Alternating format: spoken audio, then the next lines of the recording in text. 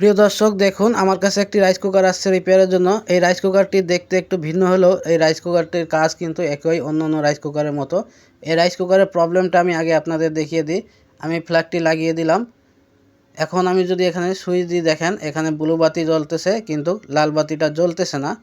এই লাল বাতি এর নিচেই আছে। সুইচ অন করলে ব্লু বাতিটা বন্ধ হয়ে যাবে, লাল বাতিটা জ্বলবে কিন্তু জ্বলতেছে না। এক কথায় এই রাইস কুকারের সুইচটা কোনো কাজই করতেছে না।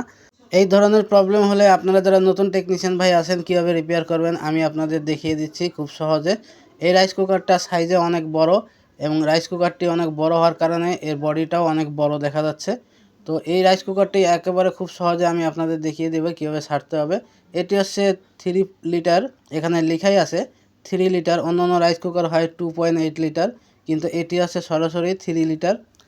এখানে এই যে উপরে যে ব্যাক কভারটি আছে এই ব্যাক কভারটি খুলে নিতে হবে।